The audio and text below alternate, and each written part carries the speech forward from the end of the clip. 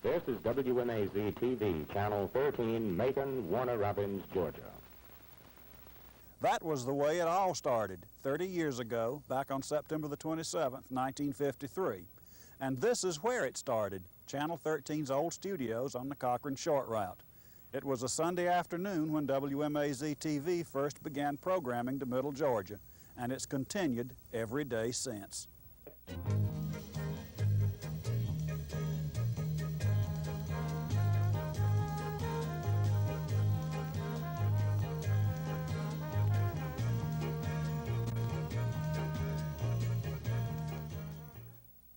For the next half hour, we'll go back into our archives for a rare film look at how things were around here in the early 50s, when television was new and enthusiasm made up for lack of polish. Actually, Middle Georgians found out about the coming of Channel 13 by way of radio. Good afternoon, everyone. This is Helen Farmer reporting the Dinner Bell News for our sponsors Trice Oil and the Sinclair dealers of Middle Georgia.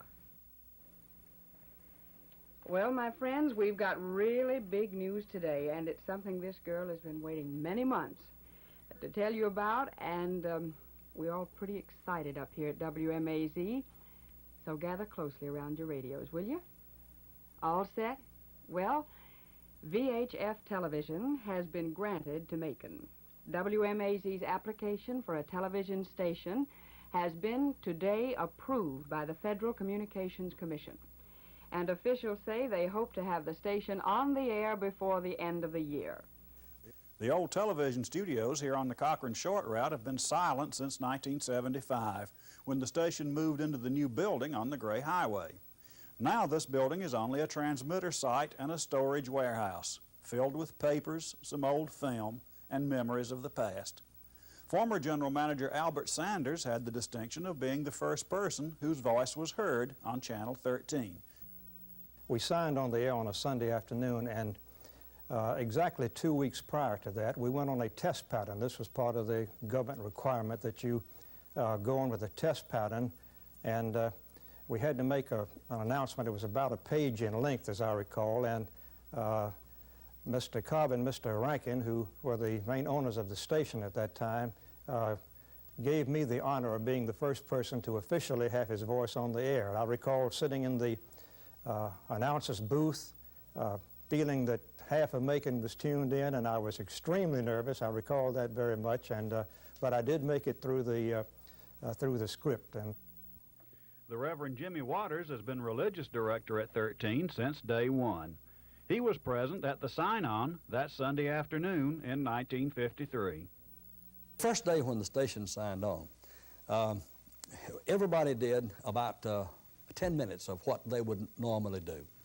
And so we went to our set, for instance, and we did some songs, and my children were very small at that time. Now they have children of their own that size.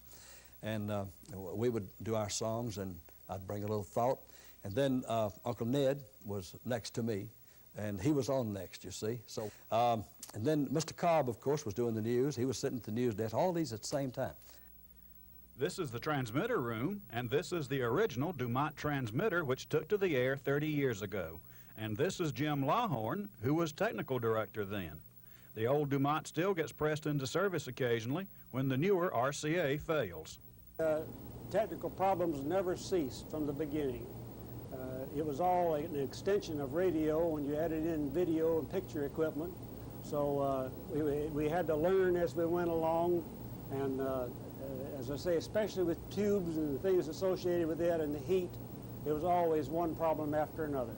Film and its problems, because the film, after you operate it very much, becomes scratchy, and you see streaks down your picture, and where fortunately along came videotape, and that solved that problem.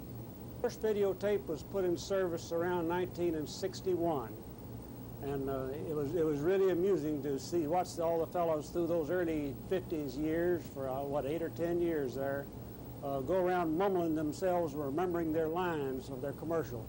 In 1965, we went into color, and the early black and white days were all done with a camera which tended to burn in, is the term we used. That is, if you sat on one certain scene too long, when you panned away while the old scene was still there.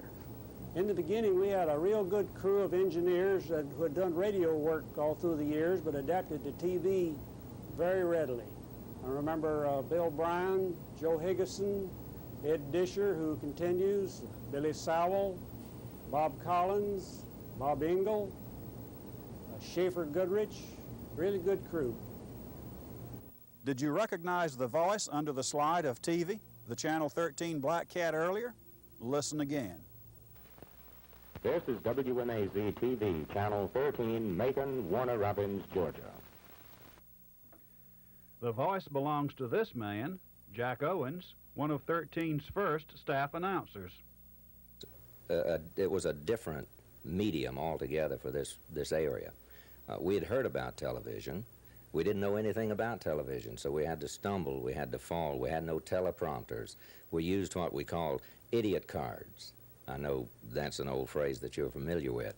But our experiences were that we were really pioneering. We were learning something new, not only for this particular area of Middle Georgia, but it was something that we all were excited about. Everything that we tried that was new was exciting, and we enjoyed it very much. Well, Jack and Jolly, I think, probably was the show that perhaps I was best remembered from. It was an audience participation program where we had chaperone groups of children, of course, and a lot of the youngsters that were on the show. I never called them kids. I always called the boys fellas, and I called the girls girls, fellas and girls. I could never say kids for some reason. Maybe it was an idiosyncrasy of mine, but what we had was chaperone groups of Cub Scouts, Brownie Scouts, Girl Scouts, up to a certain age. After about 14 years of age, maybe 13, the children or youngsters, I thought perhaps kind of dwindled away from liking that particular type of show. So most of our children who appeared on the show were chaperone groups of children. They were young, kindergarten on up. We had a lot of fun. We had the goodie wagon. We had chocolate cream-filled cupcakes. We had Pepsi Cola, if I may mention a name.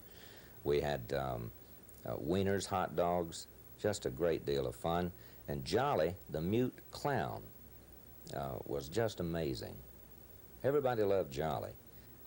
He was really a joy to work with, too. Now, he worked at the studio, behind the scenes, and his name, if you like... You're not really going to tell us. It's been a secret for 30 years. It has been a secret for at least 30 years. But all these kids are grown up now. We're not going to disillusion anybody. Tell us who Jolly was. Jolly was, in reality, William Cook, Bill Cook. I know you remember Bill. And Bill worked behind the scenes in the production department, I believe, in the slide department, creating slides and working with the film that we had. And he was a real nice guy. He was quiet. Bill was a quiet fellow. And it kind of carried over onto the show. Never said anything. He just did a lot. There was a person who worked at WMAZ for a period of time.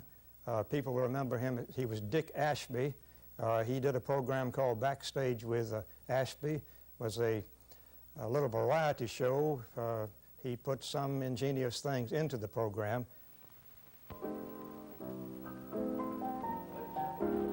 Dick Ashby, our only Hollywood importation, and a genuine California article. Sideline, successful author. TV line, taking one and all Backstage with Ashby every weekday evening. Dick? Hi, anybody. Well, glad to be with you again for another session backstage. Tonight music and the delicious sight itself of April Stevens. Then the wonderful voice of Carl Ravosa. Before we get into the program itself, let me tell you just a little something about one of my prized possessions. Dick left us and went to Hollywood, and the last I heard he was still out there and doing some science fiction writing and other show business things. In the early days, television was a very exciting thing. Everything was new. We didn't have a lot of background on to guide us. You had to learn by doing, and in some ways television was much more innovative than it is today, because it's tended to get into a pattern today. But that's in no way to say that the productions back then were as good. We talk about the golden age of television, but actually if you take some of those old programs that were on film and you look at them today, you realize how primitive they were by today's standards.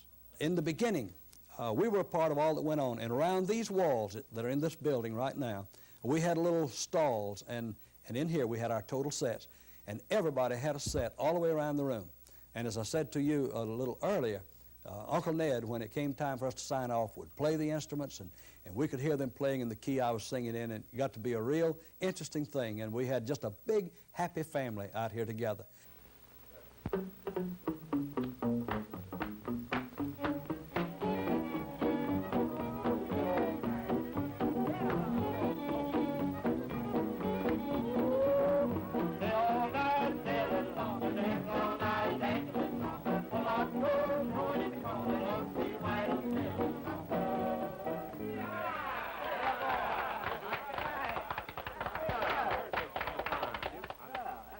I got a little something here, ladies, I think maybe you'd be interested in. You know, a lot of times you get trying to fix a meal around the house. You don't know what to fix. You can't decide. You can't make up your mind. Yet at the same time, you know that you and the family and the kids and all need some real delicious green vegetables. You got it right here in this can of Georgia brand turnip greens.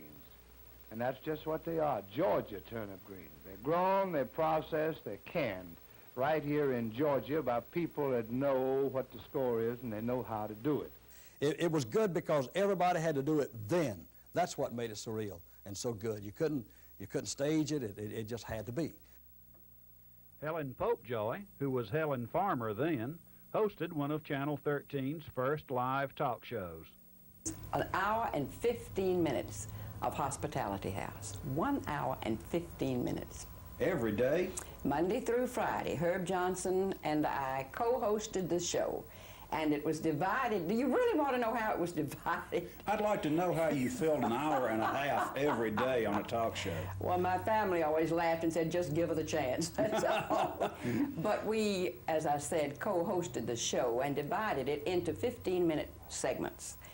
We would have 15 minutes of cooking with the chef from Lindbergh's restaurant. At that time, she was Mary B. Mitchell. Lord love her, she was marvelous. Then we would do 15 minutes of exercises. Now, Herb didn't do the exercises. I did the exercises and would dash madly into the ladies' room to change back again into street clothes to do an interview segment. Then we would have 15 minutes, and I would do a beauty bar of how to, different creams and lotions and so forth. Then another interview segment, and then maybe back to cooking. It was unbelievable to think in terms of today's television, what we did and what we accomplished, really. An hour and 15 minutes. You did your commercials live, too, didn't you? Oh, I knew you'd bring that up. I certainly did, to answer your question. There's one thing we found out, and that is that when we use puffin biscuits, we're always sure of a success. And I think when a cook can be guaranteed of what she's cooking, what better feeling could she have? Quick as 1, 2, 3, and as easy as ABC. All you have to do is open a package of puffin delicious biscuits. Remove the foil wrap.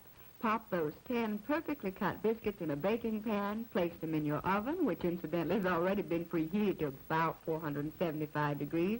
And 9 minutes later, you get the fluffiest, the lightest, the finest textured biscuits you've ever baked. What's the most embarrassing thing that ever happened to you on a live commercial? Oh, that's easy. The very first one I ever did, it was about a wristwatch from a local jewelry store. It was I will not give the name of the watch. I did what I guess John Cameron Swayze really parlayed into a fortune later. I dropped the watch into a fish bowl with clear water and then took it out and was supposed to say, see, it's still running. And I told the truth, that it stopped. And I just said, well, that didn't work. So Herb Johnson, he did a lot of things at the television station. He did the weather on the newscast, and he also was a Western character by the name of Single Shot Johnson for the movies, wasn't he? Yes, and Bill Tribble, somebody let's say, temporarily secluded his cowboy hat one day. We had a terrible, traumatic situation out at the television station. In those days, we had to drive, you know, all the way out the Cochran Short route. And we had people literally beating the bushes outside of the station trying to find. I will not tell you who had secluded it. I will not give that information to you. Well, but he wore that to do his single-shot Johnson stint. Oh, yes. He certainly was a character. That's about enough for a small boy like me. Let's see how it tastes, huh? Oh, me, my. That is the stuff. Look, tell Mama when she goes down to the store this afternoon to pick up one, maybe two, of these half-gallon cartons of Borden's delicious ice cream. If it's Borden's, it's got to be good. I'm going to finish that dish in just a moment, but I tell you what, it's time to get to that picture now. So you just keep looking right where you're looking, because that picture's coming up right there, right now. The whole experience was, I think, one of the greatest influencing factors in my life, certainly in my life in communications. It was a real honor. It was, which I didn't appreciate until later. It was a pioneering, and I love to be first. Middle Georgians have been keeping a daily date with Dell since 1957, when she joined the Channel 13 staff. Television has revolutionized all our lives, and television is indeed now a part of our daily life, where in 1957 it was not. It was something odd and unusual, but now it is not. So I think that people today feel more comfortable coming into a television studio. They come here with a purpose, whereas earlier they might have been coming to a TV station just to look around to see what was happening in the Macon and Middle Georgia area. It was exciting then, it's exciting now because of all the new improvements and changes, particularly electronically. This is the stage of the City Auditorium. Back in the 50s, it was the scene of Macon's first live television remotes, Channel 13's coverage of the city elections. Then in the 60s, it was the setting for Middle Georgia's first telethons. Doris Martin took part in those early efforts. Everything was live, local talent. So you can imagine the confusion backstage. And we were around constantly. You didn't break away for anything. And of course, the place was absolutely mobbed. Television was still awesome, I think, to people in those days. And downtown Macon, so in they'd come all night long, all day long, always a very big crowd. It was just very exciting. The 62 telethon, Donna Douglas, and I thought, oh, she was so much prettier in person, and a lovely young girl, and it was so much fun. And of course, that was the good old Beverly Hillbillies, which was enjoying its heyday, and so it was a thrill. Well, the auditorium just packed, people bringing their children, wanting to see her, and you know, it was that kind of an excitement that you can't duplicate now, actually, can you? And you and Del Ward were oh yes, part Del, of that telethon. Very much. Del was a part of it. In fact, Del would open the telethons and then introduce the stars, and we raised a lot of money, Bill, a lot of money in those days, and it was doing it the hard way too. But it was a very localized thing, you know. It was people from Middle Georgia entertaining in between all of this local talent. Television today, of course, is great, and I still enjoy it, but there was a different feeling. It was homey. It was strictly local. The news has always played a major role in Channel 13's programming. This man was the voice of the news in Middle Georgia for 20 years. Oh, I did the 6 and 11 for a majority of the 20 years I was there. When the kids got married, well, then I said, I want to see what Mama's like. So I wanted to, Dick Johnson was living then, so they didn't want to do it, but they changed it. And they let me come home, and I did the 1 o'clock. That's when it was on 1. And also the 6 o'clock. Now, those early newscasts back in 1957, how do they compare with what you were doing when you left in 77? Well, there was a lot of difference, of course. I guess you've got teleprompters now, haven't you? We didn't have teleprompters, or they were so small you couldn't see the print on them, you know. But actually, you read the copy right in front of you, that's all. And sometimes you read it cold, and sometimes that was dangerous. Well, let me ask you this now. Equipment was sort of primitive back then, too. Oh, yeah. We were doing black and white, just black and white. And sometimes we had one cameraman, one camera, one cameraman, two cameras, you know. Well, for a period of time, of course, the newscast is now produced and prepared and written and tapes edited by other people, and the anchor just basically has to worry about reading it. But back in that time, you did a lot of writing of that newscast. I used to like to write my own news, but not all the time could I. But, and I was glad some of the other people were around. I wasn't too glad for some of the things I saw, but, but nevertheless, we got through it. Film was a rare commodity, I'd say. If we could use film, it had to be a pretty important story. Otherwise, we used what was the Unifax machine, and we'd cover national news by just shooting up on these different pictures. But we had a World in Pictures one time. Always enjoyed the interviews, always enjoyed the newscasts. We did the organ shows, you know, and things of that nature. Mr. Cobb was the general manager of the station. He was also a very well-trained newsman and was very much instrumental in setting up WMAZ radio in the news business back in the 40s. So as we went into television, and we all had to learn a lot, he elected to be the news editor, so to speak, and to actually go on the air and voice the news. And he did it every evening. I believe the time was 6:15 to 6:30 along there. No business was transacted at today's session, but Mayor Merritt is expected to announce his new committee appointments at a regular council meeting tomorrow night. On the national scene, President Eisenhower announced today he will leave Washington tomorrow for a brief holiday trip to Augusta, Georgia, where he will golf and visit with his grandchildren. And now it's time for the latest news from the world of sports. Presented each Monday through Friday evening at 6:35. And now to bring you Middle Georgia's only daily TV sportscast, Bob Savage. Here are tonight's headlines in sports. Baseball veteran Nick Cullough has been signed as manager of the Macon Peaches. Detroit takes Cleveland 17-16 for the National Professional Football title. And the U.S.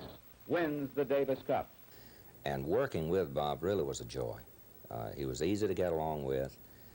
He knew his trade. He was just a prince of a fellow. There were other voices and faces in the news over the years. The late Roy Hubbard, beside himself thanks to some early special effects. The late Hugh Beatty, who made the transfer from radio to television news. The late Howard Absalom, who headed radio and television news for many years. Lloyd Harris, whose voice was familiar to both radio and television newscast. And then there's what's-his-name. The face looks familiar, but I can't quite place the name. And who will ever forget this widely recognized close? From the state capitol, this is Tim Dobbs. That's wrong, too. For the past half hour, we've looked at Channel 13 as it once was. Now, what about the future? The future for Channel 13 continues to include high technology. We're going to do and spend the money that's necessary to bring the technology to better serve our viewers. But the thing we're proudest of is our heritage of service to the viewers of Middle Georgia. We're going to continue this heritage on into the future, even with the improvements in technology.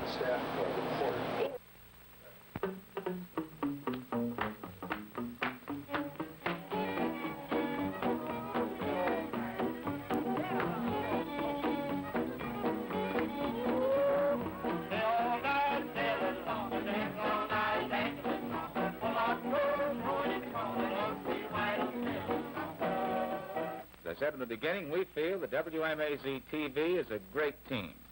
You've met the performers, the coaches, you've seen the playing field. We hope that we'll be seeing or hearing from you soon.